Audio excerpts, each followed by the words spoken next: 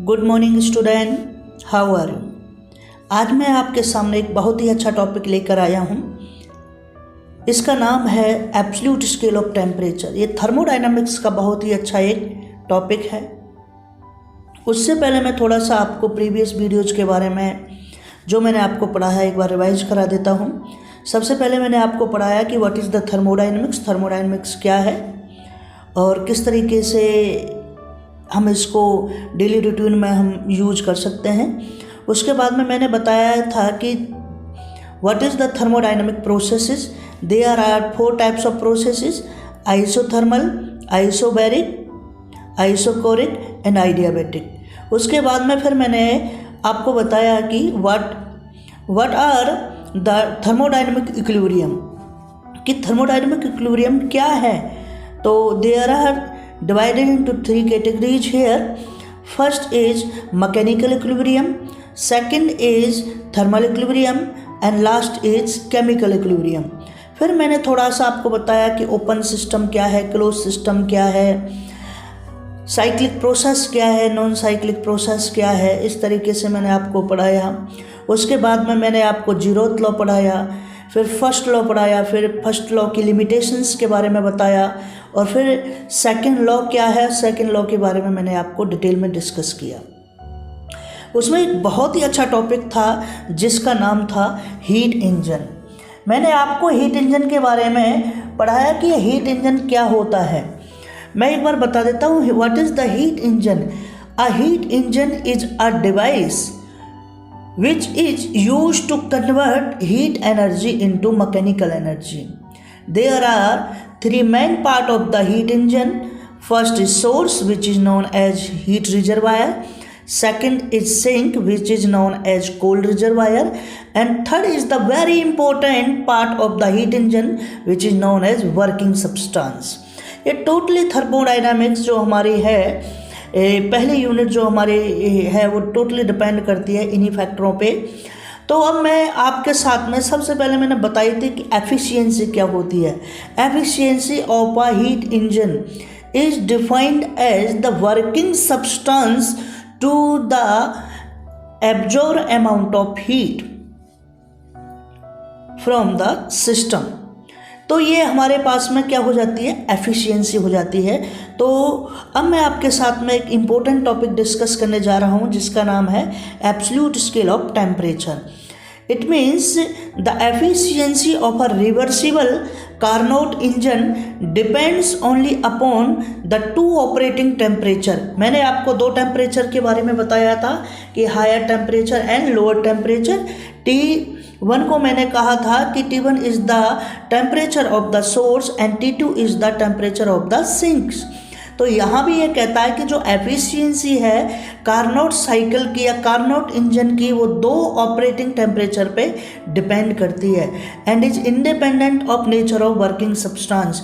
और वो इंडिपेंडेंट रहती है किस पर, वर्किंग सब्सटेंस पर। मतलब डिपेंड नहीं करती, ओनली डिपेंड करती है टेम्परेचर्स पे, which depends only upon the temperature and nothing else। और किसी पर नहीं, ओनली टेम्परेचर पे ही डिपेंड करेगी।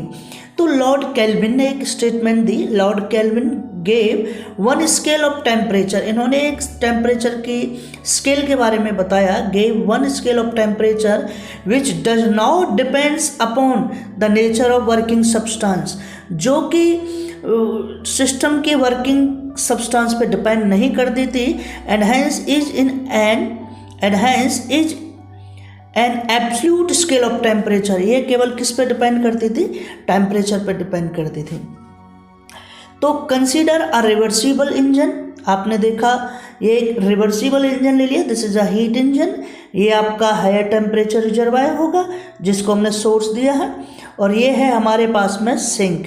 इसको क्या किया, लो टेम्परेचर रिजर्वायर कहा गया है, जिसको which is known as cold reservoir. This is the working substance, it means engine is a working substance. ये Q1 amount of heat is ना एब्जॉर्ब की from the sink and Q2 amount of heat is rejected to the sink. Q1 amount of heat is absorbed from the source and Q2 amount of heat is rejected to the sinks, and W is the work done.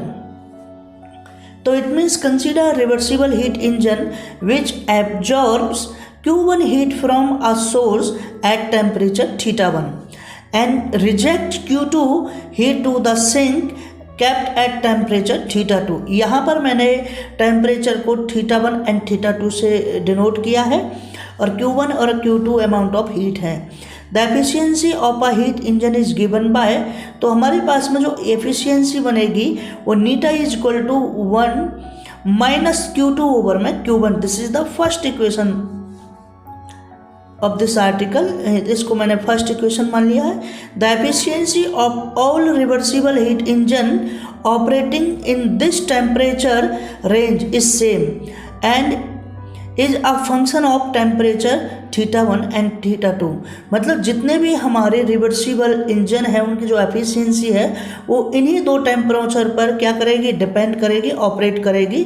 तो हमने क्या कह दिया कि जो हमारा एक function है वो किसका फंक्शन बन जाएगा, θ1 एंड θ2 का।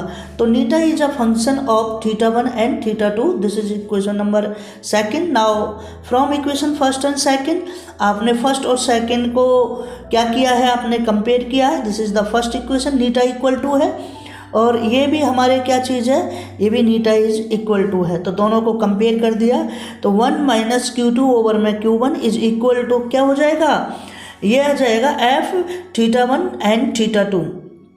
f is a function of θ1 and θ2। यहाँ पे θ1 एंड θ2 क्या चीज़ है, आर द टेम्परेचर्स। तो आपने देखा यहाँ पे Q2 ओवर में Q1 की वैल्यू आपने निकाली, Q2 ओवर में Q1 की वैल्यू आपने निकाली। तो आपने Q2 ओवर Q को इधर ले गए, इक्वल के इधर साइड, तो पॉजिटिव हो गया और f θ1 θ2 को आप इधर ले गए तो 1 माइनस f θ1 θ2 हो गया। तो इसको रिवर्स कर दिया आपने, रिवर्स मीन्स इसको रेसिप्रोकल कर दिया तो Q1 ओवर में Q2 आ गया। तो ये 1 अपॉन f θ1 माइनस θ2, और ये टोटल को जो 1 ओवर में f θ1 θ2 है उसको क्या मान लिया, capital F θ1 and θ2। Capital F क्या चीज़ है, capital F is also a function of temperature θ1 and θ2। Similarly ये तो हमारे पास में Q1 अमाउंट ऑफ हीट हमने क्या की है, एब्जॉर्ब की है। Q2 अमाउंट ऑफ हीट क्या की है, रिजेक्ट की है। एक साइकिल की मैं बात कर रहा हूँ, एक इंजन की बात करता हूँ। Similarly the ratio of heat energy Q2, अगर कोई दूसरा इंजन है वो Q2 अमाउंट ऑफ हीट क्या करता है, एब्जॉर्ब करता है by a reversible heat engine from a source at temperature कितना हो जाएगा, θ2 to heat energy Q3 reject by it to sink at temperature θ3। तो वो Q2 अमाउंट ऑफ हीट क्या कर रहा है, एब्जॉर्ब कर रहा है, किस टेम्परेचर पे, θ2 पे।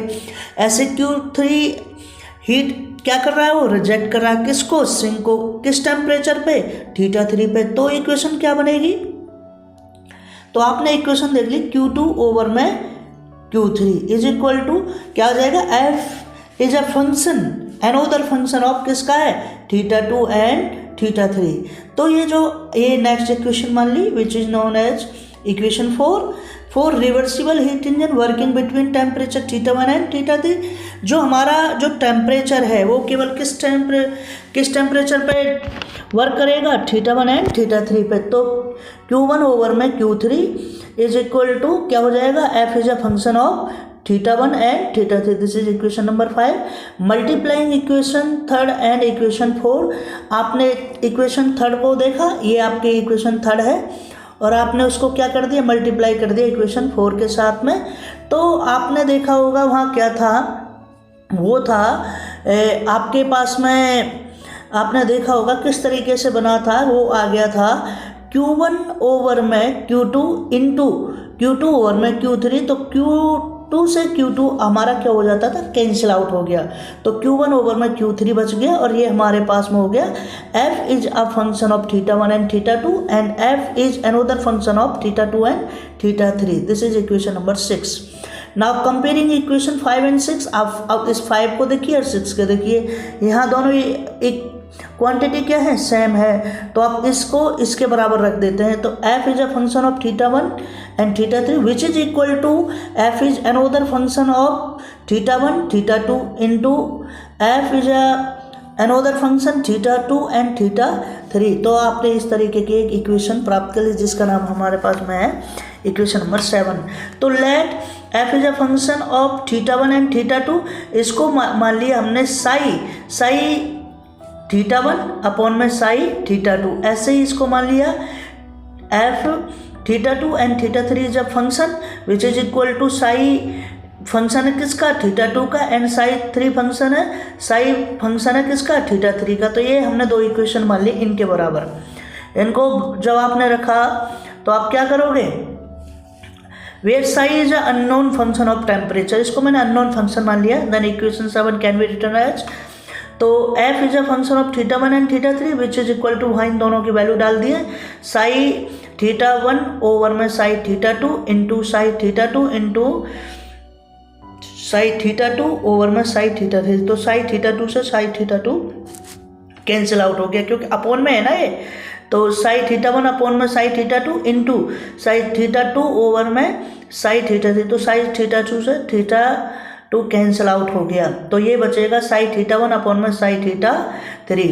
From equation 8a and equation 3 then we have, तो आप फ्रॉम इक्वेशन 8 पे जाइए, 8a हमारे पास में ये है, और अगर मैं बात करता हूँ इक्वेशन 3 हमारे पास में ये है, तो आप इन इक्वेशनों से क्या करोगे, from equation 8a and equation 3 then we have θ1 upon में θ2, किसका फंक्शन था ये, which is equal to f θ1 θ2 which is equal to किसका हो जाएगा, साई θ1 अपॉन में psi θ2। Equation number 10 also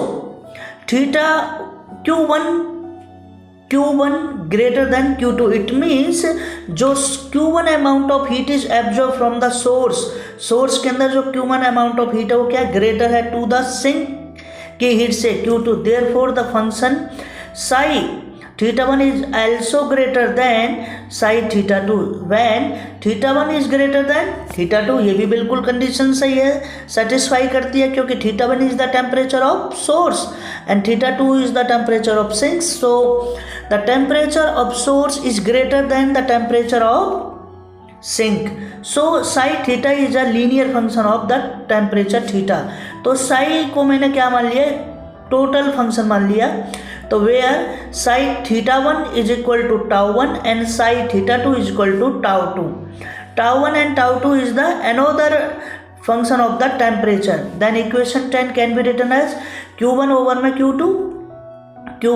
Q2 which is equal to τ1 upon में τ2। Hence this equation is known as absolute और केल्विन। इसके 3 नाम है, ध्यान देना, absolute scale of temperature, Kelvin scale of temperature और thermodynamic scale of temperature. This article is known as in 3 names. First is absolute scale of temperature, second is Kelvin scale of temperature, third is thermodynamic scale of temperature. किसी भी नाम से exam में आ सकता है, तो confuse मत होना। फॉर आर रिवर्सिबल, ये हमारे आर्टिकल यहीं खत्म हो गया। अब आगे देखते हैं। For our reversible heat engine, हमारे पास में अगर रिवर्सिबल हीट इंजन की बात करता तो एफिशिएंसी क्या होती थी, मैंने बताया था ना, working substance, the ratio of working substance to the Q1 amount of heat is absorb from the source, तो which is equal to thermodynamics लगाया according to first law of thermodynamics. W is equal to क्या रहता था, Q1 minus Q2। W बराबर क्या रहता था, आपको पता ही है कि हमारे पास में W इज इक्वल टू क्या रहता था, Q1 माइनस Q2, ये हमारे पास में रहता था। ठीक है, आपने देखा होगा कि ये according to first law of thermodynamics, so आपने यहाँ डाल दिया, तो Q1 ओवर में Q1 माइनस Q2 ओवर में Q1 से Q1 कैंसिल आउट, तो this is equal to 1 minus Q2 over में Q1। लेट्स Q2 ओवर में Q1, अगर मैं बात कर देता हूँ Q2 ओवर में Q1 कहाँ से आ जाएगा, यहाँ से देखिए, इस इक्वेशन को आप देख सकते हैं। जब आपने देखा इस इक्वेशन को, यहाँ पे आपने देखा Q1 ओवर में Q2, इसको रिवर्स कर दिया, तो Q2 ओवर में Q1 is equal to τ2 over में τ1 आपने यहाँ इस वैल्यू को डाल दिया। Then equation can be written है, this equation can be written है W ओवर में Q1 is equal to 1 minus τ2 over में τ1। इट मीन्स अगर मैं इसका एलसीएम लूँ तो τ1 minus τ2 is equal to τ1। This is the new equation of the efficiency in terms of τ1 and τ2। मैंने आपको तीन बातों के बारे में बता दिया कि एफिशिएंसी की तीन इक्वेशन हो जाती हैं। कौन कौन सी हो जाती हैं आपको पता है। First eta is equal to क्या रहता है 1 माइनस Q2 ओवर में Q1। दूसरा इक्वेशन में बता रहे हैं in terms of temperature eta is equal to 1 minus T2 over में T1।